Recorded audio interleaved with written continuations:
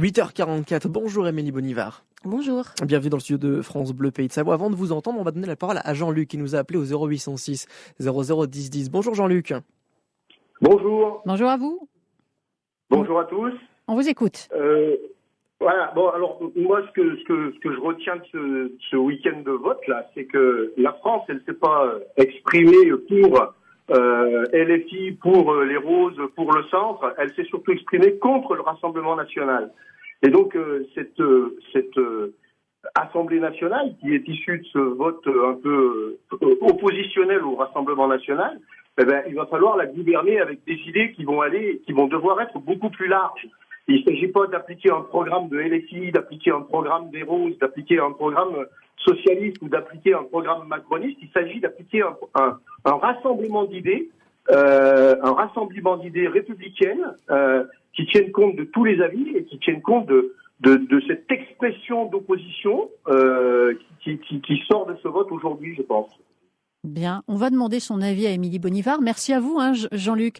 Jean-Luc dit à Émilie Bonivard, la France a voté contre le Rassemblement national hier, vous êtes d'accord ? Oui, je suis d'accord avec son analyse, surtout sur le fait qu'il va falloir que nous parvenions à trouver des moyens de gouverner le pays. C'est l'objectif, évidemment, c'est le résultat du scrutin. Très clairement. Et il est vrai, et c'est le résultat du scrutin, que les Français montrent qu'ils ne souhaitent pas être gouvernés par le Rassemblement national. Alors je comprends que cela puisse énerver, choquer, mais c'est une réalité. On est en démocratie. Donc c'est pas l'alliance de la carpe et du lapin, c'est est-ce qu'on défend les valeurs républicaines essentielles ou pas. Le choix des électeurs, il s'est fait là-dessus, essentiellement. Donc, il n'y a pas à fanfaronner. Je crois que personne n'a gagné, personne n'a perdu ces élections. Mais en revanche, ce que nous devons faire collectivement, c'est nous mettre au travail dès demain pour définir un certain nombre de sujets sur lesquels nous devons trouver des solutions, parce que je crois qu'il y a des messages très forts qui sont sortis de ces élections sur des questions de sécurité, bien évidemment, sur la question du respect de nos lois, sur la question du respect de l'autorité, des valeurs républicaines partout sur le territoire, du pouvoir d'achat, et également un thème qui m'est cher, la question du redressement des finances publiques pour avoir les moyens de continuer à financer la solidarité nationale et la transition écologique pour l'avenir. Donc il faut que nous trouvions des sujets sur lesquels nous pouvons nous mettre d'accord. Tous les députés responsables, tous les députés qui ont envie de servir la France, les Français dès demain, et non pas de servir leur parti. Ça, c'est très important. Et y compris chez LR, ne pas servir son parti, ça veut dire effectivement accepter de voter pour des projets de loi, on verra quel est le gouvernement, ou des propositions qui n'émanent pas de LR et qui émanent y compris du parti de gauche. Il n'y a aucun problème, nous on l'a toujours fait. Ce qui distingue LR des autres partis, c'est que la liberté de vote est consubstantielle à notre groupe politique. Donc moi j'ai voté des textes, évidemment que mon groupe politique a apporté. J'ai voté des textes de la majorité, j'ai voté des textes de gauche. Sur EDF, sur l'énergie, j'ai voté des textes de gauche. Mais j'ai aucun problème avec ça. Dès lors que c'est l'intérêt général qui prime. Et c'est ce qui devrait toutes et tous nous animer. Donc, évidemment, sans aucun problème. Après, il y a un certain nombre de principes fondamentaux sur lesquels je ne transigerai pas, qui pour moi sont essentiels. Je crois qu'il y a un message qui est très fort, qui est envoyé par nos concitoyens, c'est la question du rétablissement des valeurs républicaines partout sur le territoire national, du respect de nos lois, de la sécurité et de la fermeté également dans le respect de la loi. Ça, c'est pour tous les Français. C'est pour tous les Français, partout, dans tous les quartiers, sur tout le territoire national. Donc, qu'on soit de gauche ou de droite, ces questions-là, on devrait les prendre à bras-le-corps. Et bien évidemment, la question du pouvoir d'achat, sur lequel on a quand même des différences, sur lesquelles il va falloir trouver des compromis. Ce sera, je l'espère, le défi que nous arriverons à relever ensemble. C'est très important. On n'a pas réussi à le faire ces 2 dernières années. Moi, je rappelle que les députés, ils n'ont pas de mandat impératif. Un député, il est élu, alors malgré tout ce qu'on dit, sur son nom. Et c'est une élection d'une personne. Et le rôle du député, le mandat, c'est de représenter tous les Français. à l'Assemblée. Pas de représenter son parti, pas de représenter des communautés, pas de représenter ceux qui pensent comme vous. Non, c'est de représenter tous les Français dans l'intérêt général. Moi, c'est ce que j'ai toujours fait et c'est ce que je ferai encore plus demain. Et c'est ce que tous les partis et tous les députés devront faire. C'est quand même pour ça qu'on a une indemnité et non pas attendre 2027 que tout tombe et de continuer à mettre le bazar pour espérer la révolution ou prendre le pouvoir. Voilà.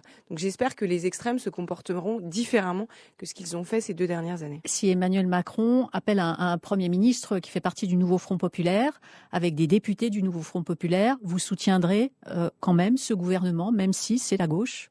Alors moi, je pense qu'il faut qu'Emmanuel Macron se tienne à distance du gouvernement et de ce qui se passe à l'Assemblée. Voilà, je pense que c'est la première des choses. Mais c'est lui qui nomme le Premier ministre. C'est lui qui nomme le Premier ministre. Nous verrons. Moi, je pense qu'il faut choisir un Premier ministre qui rassemble et qui ne clive pas.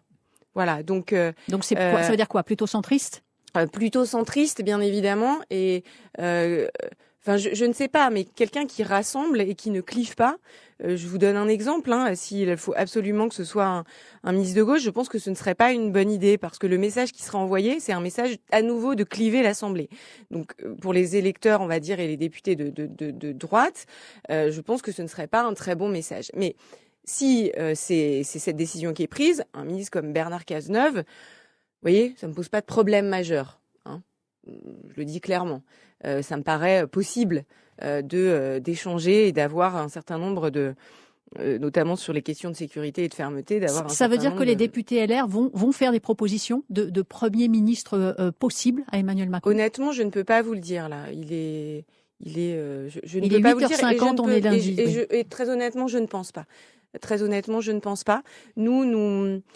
Nous continuerons à faire avec plus de détermination et de clarté ce que nous avons toujours fait, c'est-à-dire d'être un parti libre et responsable.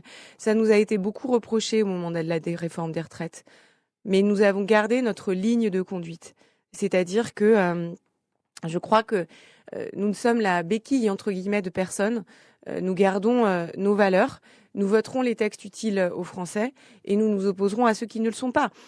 Moi, ce que j'espère, c'est que sur les thématiques, c'est que nous arriverons à nous concentrer sur les thématiques les plus importantes et que ce soit ce qui nous occupe jusqu'à la fin de ce mandat. Et que nous arrêtions de nous éparpiller dans des choses qui ne servent à rien et que nous nous mettions au travail pour les Français. Et que nous vérifions les résultats de ces politiques. Il y a 3 thèmes sur lesquels travailler. Il n'y en a pas 10 000. Si on arrive à se mettre d'accord sur ces 3 thèmes, eh bien, nous pourrons redresser le pays et démontrer que le choix des Français hier, eh bien, était un choix démocratique responsable. C'est à nous de transformer ce choix en réussite et non pas en échec comme l'appelle Monsieur Bardella. Ce que j'ai entendu m'a stupéfait. C'est-à-dire que le RN gagne des voix. Donc, il devrait s'atteler à la tâche, au travail et dire voilà, les Français, une grande partie des Français nous ont fait confiance, nous devons faire des propositions, nous devons travailler. Non, ils ont la défaite mauvaise et ils parlent déjà du fait que tout va mal aller, tout va mal se passer et que vivement 2027. Enfin, ça va durer combien de temps ce cirque? Ça veut dire de l'instabilité aussi. Évidemment, ça veut dire qu'ils vont continuer à vouloir faire tomber le gouvernement. Ce n'est pas responsable. Personne n'a gagné, personne n'a perdu ces élections. Et le Rassemblement national a gagné une partie de ces élections. On est député. On a une indemnité pour servir les Français, pas pour attendre 2027. Donc on doit tous se mettre au travail. Merci beaucoup, Émilie.